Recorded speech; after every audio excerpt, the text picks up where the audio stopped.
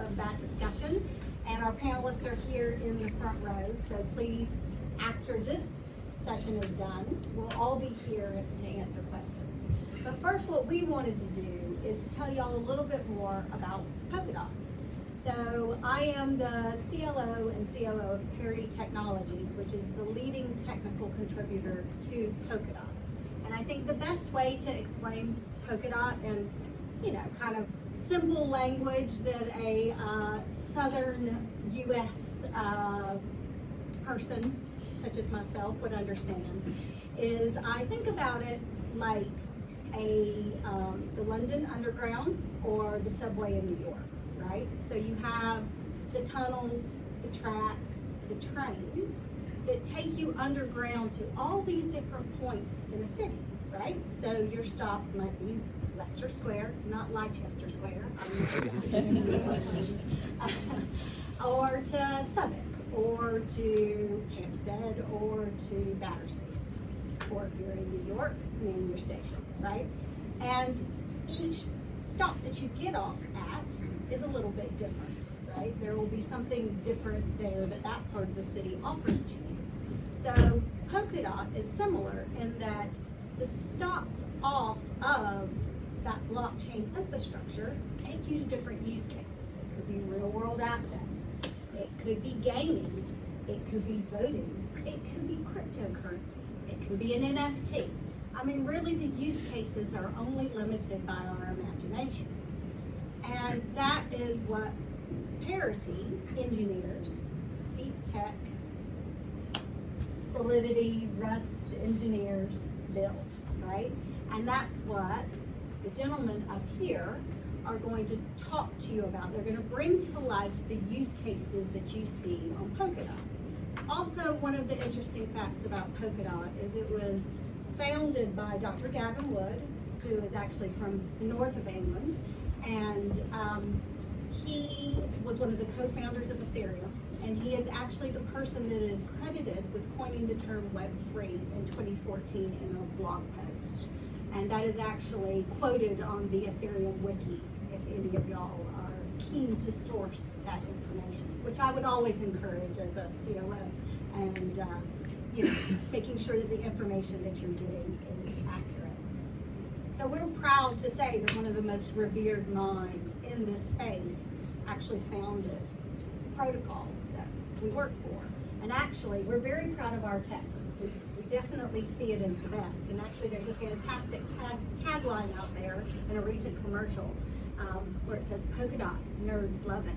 And we very happily adopt that and are proud to say that. So we also are here because obviously we are based in London, or have a large connection to London, a very strong connection to London, and we see the UK as having an opportunity to really set themselves apart and invite innovation in and to get ahead of the game. And we're seeing right now, frankly, the Middle East and Asia taking a lead. We've talked about that this evening. And but there are certain drawbacks about that, and certain things that the UK can offer that other jurisdictions can't. But I think, being ahead of either being, having inherent constraints in systems like you see in other parts of the world, or if you look to the US, things are just bogged down right now. It's not going to go forward. So it's time to seize that opportunity. And so this panel, we've got Nick from Dot Play, we've got David from Polymech, we've got Richard from Excavate, and we got Tom from Artisanal. I always say that the wrong way. Artisanal. Sorry, my southern accent sometimes messes up things, and I need to work on my elocution. But I want to ask them a series of questions so y'all can really get that flavor of polkadot. So we're going to start with gaming. I'm actually looking at a gentleman right there. Yeah. Is that your prop? I'm trying to not look. It's distracting me. So let's look at what you do on a day-to-day basis. Talk to us about Mythical. I think, Mythical is a gaming giant, and you can tell us a lot more about what mythical means to polkadot, what dot play is doing, and can you just help bring this to life for the good people in the room? Can I start by saying that I miss London? Quite a lot. Actually, both my sister and my father graduated from UCL, so it's actually I'm quite happy to be here.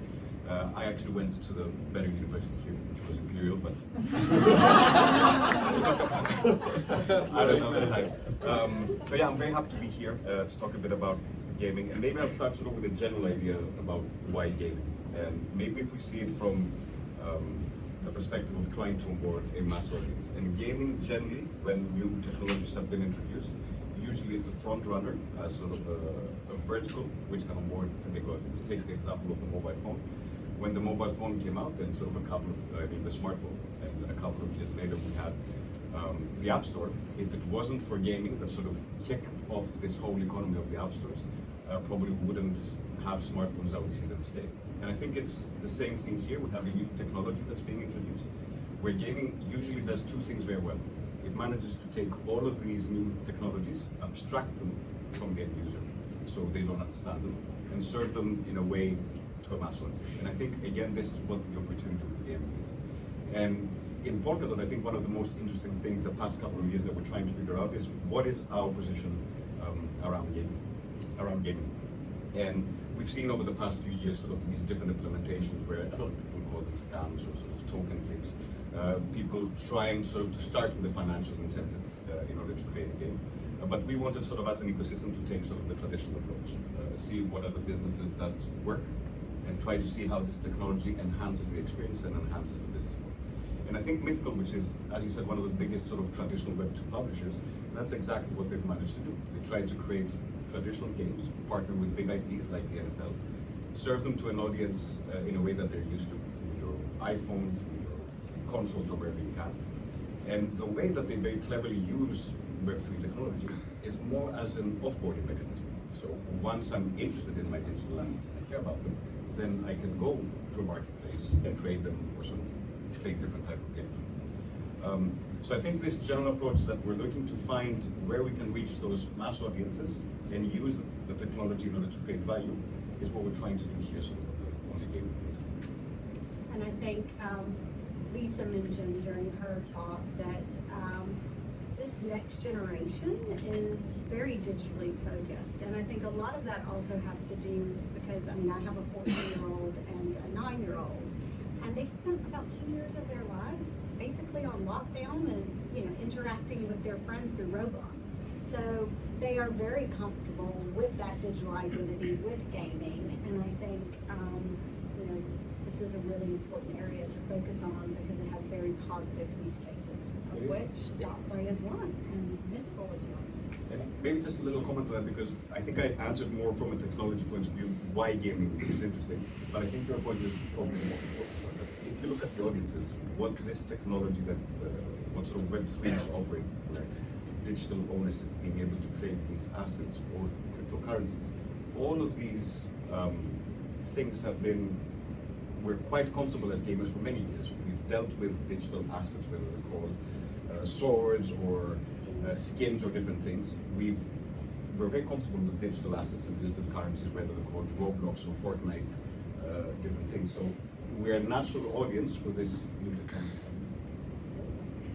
Now I'm going to switch to David, which also David has, we were talking about money earlier, and David, your project really focuses on fundraising in this space because obviously projects need money and people need to feel comfortable investing in these projects because of some of the erroneous assumptions that people make about everything being a scam.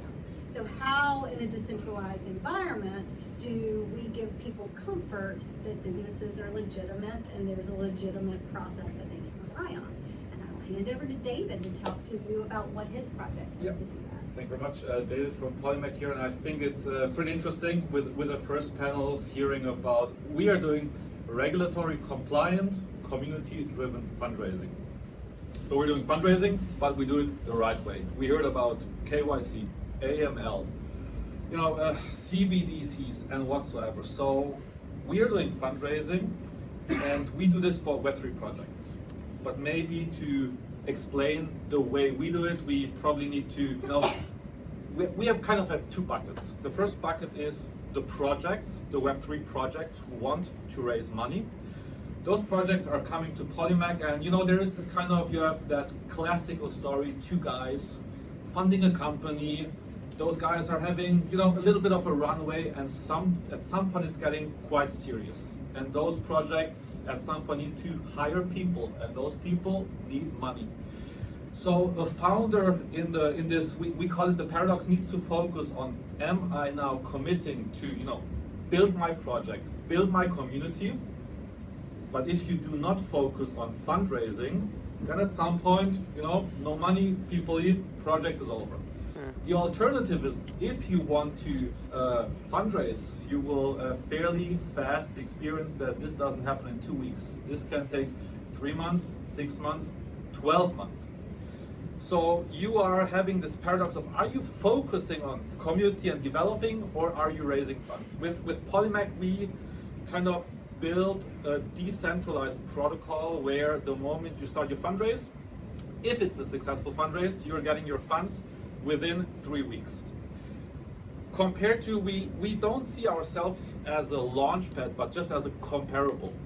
If you go to Launchpad, you want to raise money, they usually have this pay-to-win structure, and they're telling you, hey, dude, you need to pay us 10 to 20% before we list you on our Launchpad, which is quite. I want to raise money. How should I pay money? Then you raise money, and they're usually quite pushy on, you need to list within a few days, and it's a strange construct. On Polymac, there is no upfront fee. On Polymac, you do it in a decentralized manner. On Polymac, when we talk about KYC AML, with Ingo, together with Kilt, we have a collaboration with Deloitte.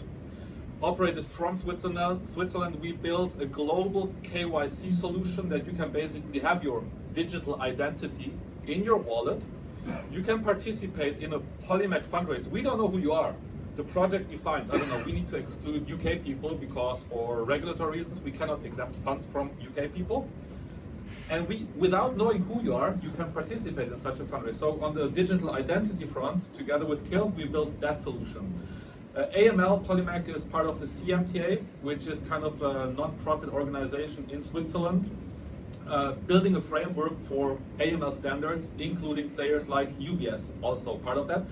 So regulatory compliance is a really big topic for us. So in summary, Polymac process from a founder perspective is, you're coming to Polymac, you're doing your fundraise, you can tailor your fundraise based on investor types. Is it a retail investor? Is it a professional / accredited investor?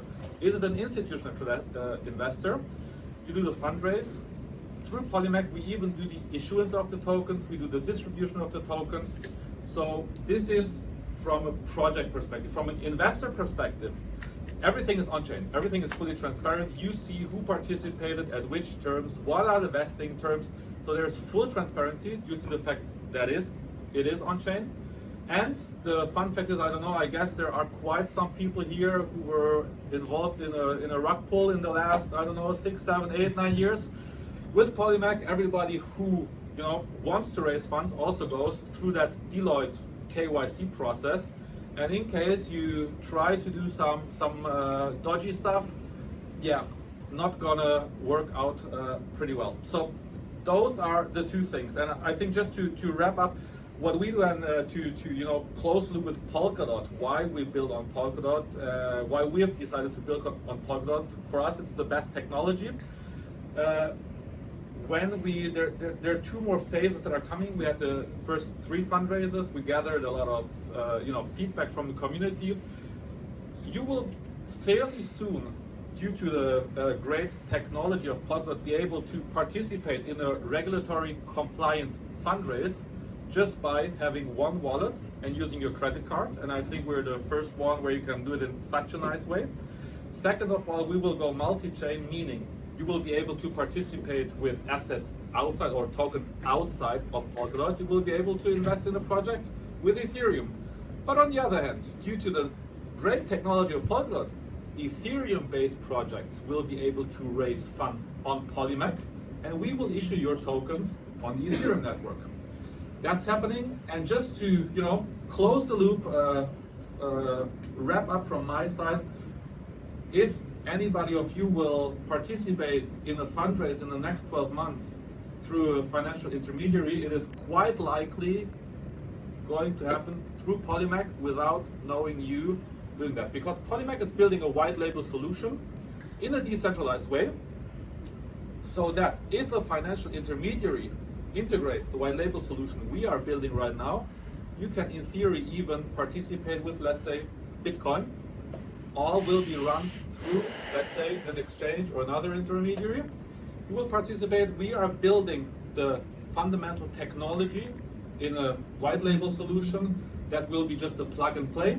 Due to the power of polkadot, I think that I've said enough, because there are two really fantastic projects here in this panel who will raise through Polymac in the next few weeks and months. So with that being said, also after the panel, if any questions on how to get involved, because those projects are brilliant, just reach out to me after the panel. I'm happy to answer any kind of technical questions, how to, what to. I'm here to answer that. Thank you very much. And I think this is where, I mean, some of the themes that were coming out from what David was talking about, I mean, interoperability. If you believe in polkadot, we believe in a multi-chain world. That's why we're not afraid to talk about Bitcoin, Ethereum, getting involved with other protocols. We actually think that's very important for the future. And I think that is a distinguishing factor for us. And also, you know, one of the things that underlines, I think everything that we do is actually we're the world's largest DAO. So there's over 1 million token holders who get to vote on a lot of the stuff that we're talking about. Now that can make it sometimes a wild and crazy chaotic environment where people are talking about all kinds of different things, but it's certainly never boring in the polkadot world, that is for sure. And I think Tom and Richard bring some fun to the polkadot world, definitely. And we're gonna now talk about like bricks and mortar, real life stuff. So we've talked about gaming, we've talked about money, and now we're gonna talk about actually building. So architecture and construction. Take it away, Tom. Tell us about your project. Sure, cool. Thanks, Chrissy. Cool. Tom here from Archisinal, and yeah, what we're building is data transparency and accountability in design-driven disciplines, mainly being architecture, engineering, and construction. So a bit of a background about myself and the founding team. We come from a construction background. I worked for many years as a quantity surveyor or a cost consultant. So basically, I was the guy that would probably tell you building was a little bit too fancy and it needs to be square and it needs to be cheaper kind of thing. But during my time in industry, I observed loads of problems. You know, data is scattered across so many silos, and a big part of my job was when there was a claim about cost or time, who's liable for it. You had to go around to all of these different silos and work out, okay, right, who is liable for what time and cost, and it was always a grey area. So this is where the idea for Archisinal came from, right? I'm a big believer that when we're talking about real estate, houses which are getting built and sold to people, you know, I'm 29 years old, I'm not trying to buy a house anytime soon, I don't have the money to, it's too expensive for me, right?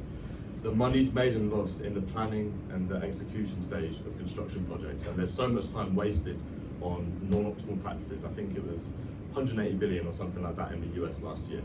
So what we're really focused on is giving people, professionals in those industries, the opportunity to take back control of their information, of their, whether it be designs, contracts, warranties, whatever. That needs to be put on chain, because you need to have ownership, and if there's a decision that's made, that needs to be absolutely transparent in terms of who can see that. So this is where Archisinal came from. We've got two main verticals. One's called the Design Arch, and one's called the Build Arch.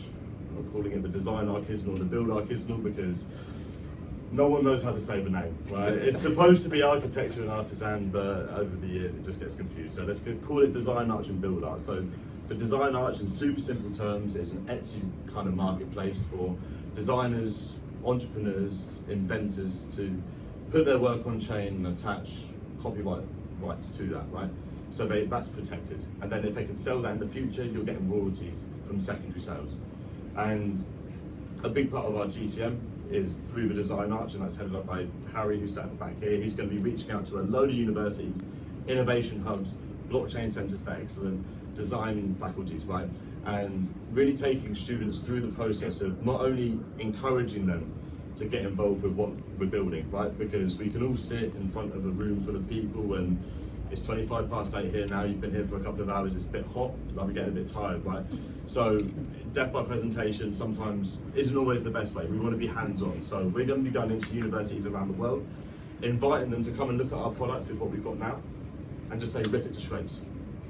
How does this get better, right?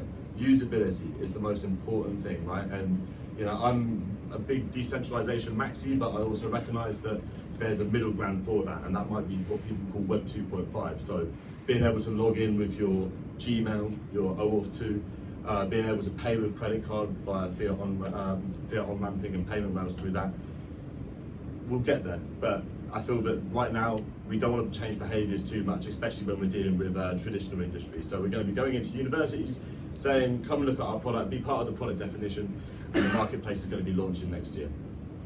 Looking into the longer term, we're going to be looking at a bit more of an enterprise solution. So, you know, we waste so much money on government construction projects like HS2. I think it's going to cost double what it should have cost, and probably take way longer, right? We need to be able to see who has signed off what information and when. So we're building a project validation and sign-off system. So stakeholders who are responsible for specific parts of the build, decision-making, multi-sig accounts, so multi-signature accounts, are then allocated to these decisions, so people sign it off, and then that's there. That's stored in the block, that can't be changed. You can't go back and change that, right? And then multi-sig, sorry, a multi-sig, very much busy. A multi-sig is basically exactly what it says on the tin.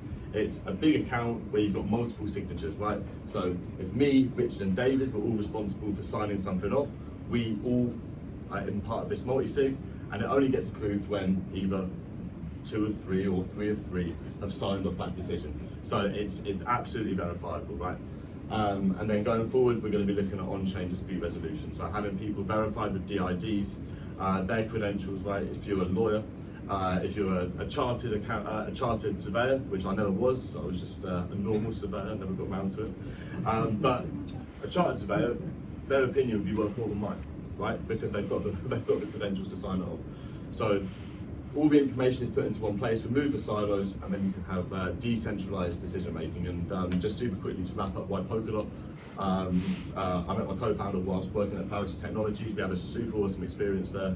Got really involved with kind of what does it mean to be part of a DAO and on-chain governance. And I think when you're making the move into Web3, it's a really big decision because you have some unsavory projects out there, right? And for me, I was looking at, okay, what's a project which is, you know, doing things the right way? It might be the long way, but it's the right way. And so the on-chain governance aspect of it, the shared security aspect of it is fantastic for us as a young business. We're still a startup. And like David mentioned today, we've got avenues into getting some fundraising from not just one source, but multiple. And, you know, we're lucky enough to be able to sort of tell our story on this sort of platform. So yeah, come grab me afterwards if you want to have a little chat about decentralized construction. And Richard, real estate, real world assets, and the interaction with what Tom does. Maybe you can bring this to life. Thanks, Christine, and thanks panel for coming here, and thanks for everyone attending. Before I go into the real world assets and the real estate world, I just want to go back a stage. I'm from, originally sort of a mechanical engineering background, spent 10 years at Coca-Cola, heading up some infrastructure projects, then transitioned into software development, found Bitcoin, Ethereum, led me to Dr. Gavin Wood, and I talk to my wife, funny enough, sometimes, and I sort of actually recall about this amazing concept of all these computers, networks, using the same software, executing building blocks, and then verifying those blocks. And she looks at me and says, rolls her eyes, have you put the bins out? So, you know, and then I say to her, because she's a podiatrist, going back to what Lisa said about NHS. So what I said, she drives her up the wall about interoperability and things not happening at work. And I said, what if all the patient records were actually kept by the patient and accessed as and when they need to be, anywhere in the world? And suddenly her eyes lit up, oh, you can't do that because what about if it's corruption and they get hacked? So that's where blockchain solution comes in to the whole equation. So I think what we need to do as an ecosystem is reach out and speak in the language that excites the people that we want to engage with and solve those problems. And that, from my perspective, is what we did with Excavate. So my co-founder, Alex, we found each other playing bad golf. Well, I played bad golf, he plays good golf. And we had discussions. I read this book called Blockchain Revolution by Don Tapscott, all about NFTs and the whole real world asset thing. I looked into an art project, and then once I'd had a conversation with Alex, and he came up with, well, actually, there's problems with fractional ownership of real estate. There's problems with small and medium-sized developers getting funding for developments. Let's solve those problems with blockchain. So that's how we started. Looked into outsourcing everything from the outset, and then lucky enough, I had a really good conversation with Ingo back in the day. And he said, no, you need to build this from scratch. You need to go through the pain of building it yourself. So we started to do that. We actually engaged in a few hackathons. We started playing around with stuff. I was lucky enough to get accepted onto the Polkadot Blockchain Academy, which is amazing in-person 5-week immersive events. It was over in Berkeley, but they do it all over the world. Which is where we met. Yes, we did. We did. Legal and compliant. Which and there was game theory, there was tokenomics, all this stuff that helped me understand why and how they built Polkadot. But then went into the whole thing about, okay, what is substrate, all these building blocks, and the interoperability of Polkadot. And that's where we started to look at, right, okay, if we're going to solve this problem about, affordability, accessibility of real estate, we need to start looking at digital identity. So Thomas talked about that. So we started to plug in, and now we've just successfully implemented the DIP palette, which is the Kill protocol palette on Polkadot, on our protocol, which allows us to not only verify digital identities, but we can create digital identities on the Kill protocol, but through our own chain. So there's no bridging, it's completely trustless. And that's the beauty of Polkadot, is that you've got this network that's all plugged in. And the route we're going, the next iteration is this JAM protocol, which is actually, you won't even need to have a blockchain. You could just spin up a piece of software, you could plug it into the JAM system, and you can, JAM is short for Joint Accumulate Machine. It becomes this world machine. That's the route of travel, and hopefully we're going to get Dr. Gavin Wood to come over to the UK, and he's going to do a bit of work. But just in terms of sort of wrapping up on Excavate, I can't talk too much about it because I'm not allowed to officially announce it, but there's a regulatory body in the UK, got 3 letters, and they do something. When you go to the beach, you play around with it a lot and maybe put it in a square object. So we're going to be doing that in the next few weeks, and that will allow us to actually launch a number of properties in the UK where there'll be an opportunity for the real estate developer to mint and list a property, fractionalize a property, once they've been checked, so KYC, KYB, AML. The asset itself goes through a number of checks, so we actually create a digital identifier for that property. We give it credentials, so is there planning permission? What is the status of that planning permission? Is there land ownership? What's the status of that? And we bring it all together, so all of that happens prior to the real estate developer being able to list that property on the marketplace. So that's the first protocol I'm aware of that does it in that order. Everyone else just tokenizes the asset and then does the checking afterwards. We actually do all the checking before, or the protocol does, so it's a completely decentralized, open source mechanism for creating like a real engaged, inclusive real estate tokenization. And then what we're going to do later on is we're going to, if a real estate developer has a piece of land, they can actually come to the protocol, they can tokenize that land, they can then borrow the money that's needed for construction, they then build the 9 block apartment, and then they can fractionalize and tokenize those individual apartments, pay back the loan, and then anything else on top is their profit. So that's the future, but we're going to go one step at a time. So yeah, sorry, I've taken up more time than I should have.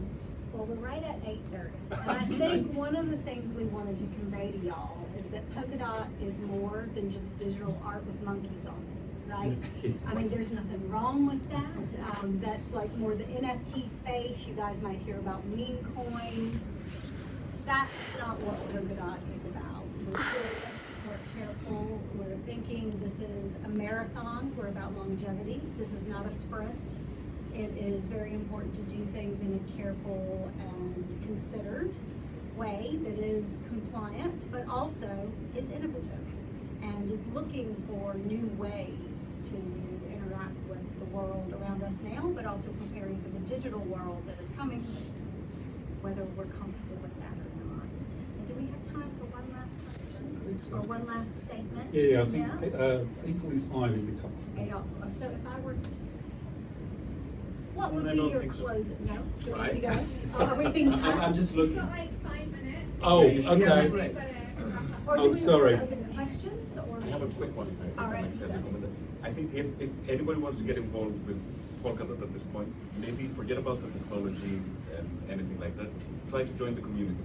So every week we have 2 shows which are called Attempts at Governance, where we gather on YouTube. That's it, and we start talking about different proposals that the community is putting for open governance. So that's one of the best ways that you can get involved with the community. And who knows, if you want to get involved, any one of you can go in open governance and submit a proposal. And one of the things is we are very transparent within polkadot about how the treasury is being spent and also our views about some of the projects. And we have lively discussions and debates. And so I think that's something to flag to anyone who's just dialing into an AAG is that there are, you know, It's it's a better than local Netflix. community. It is. It's better than Netflix. More drama.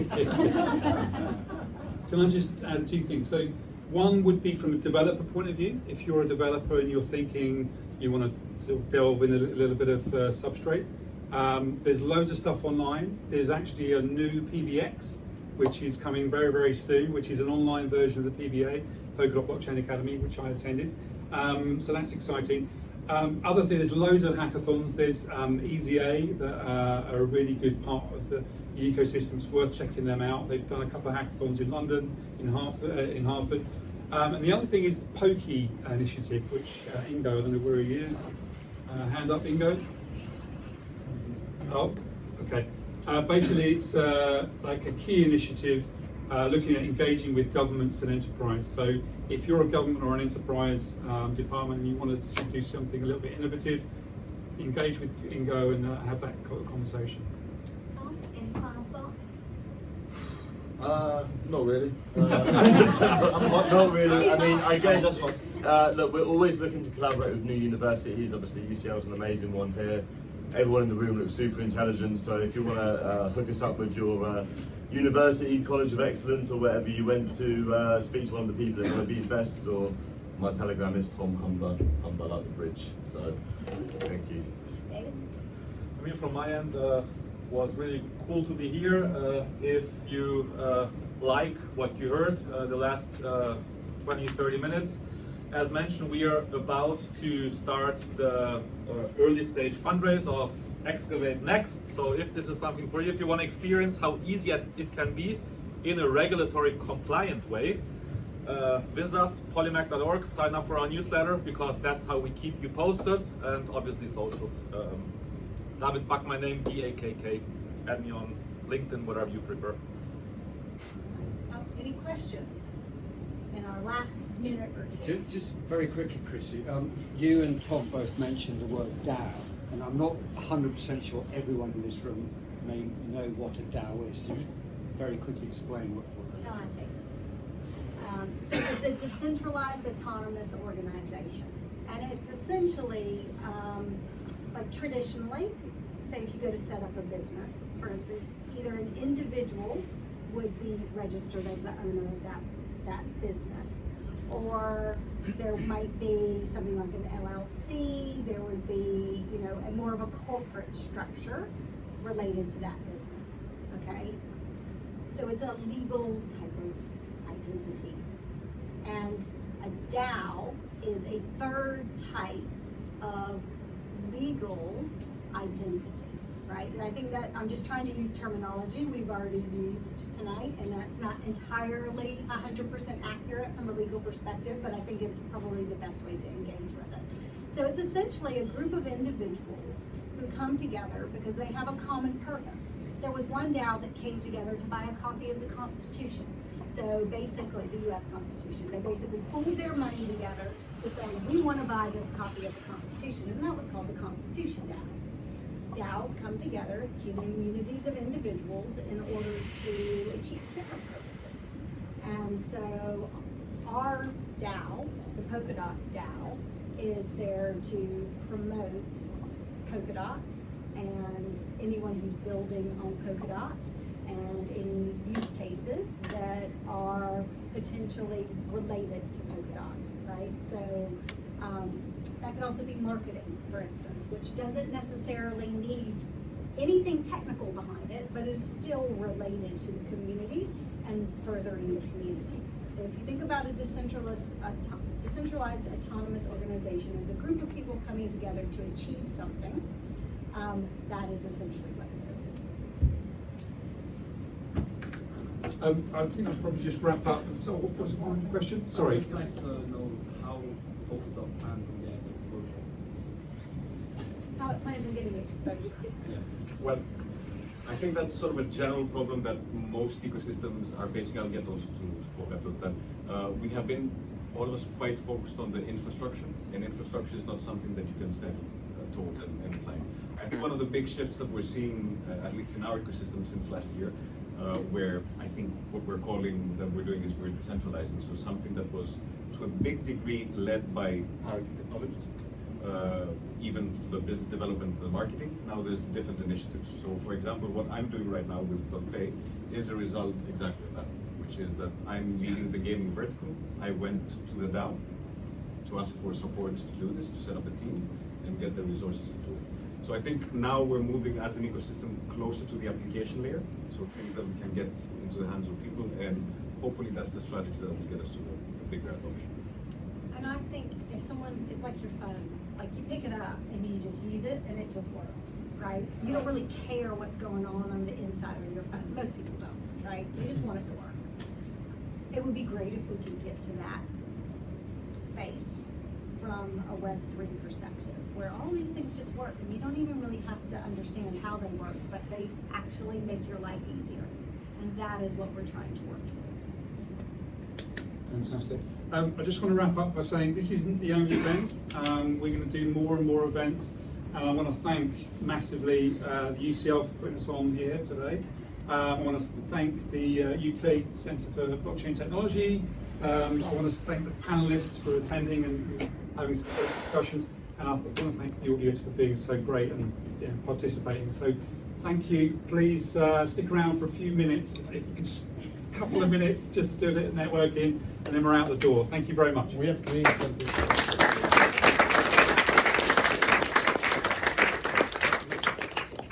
You guys talking about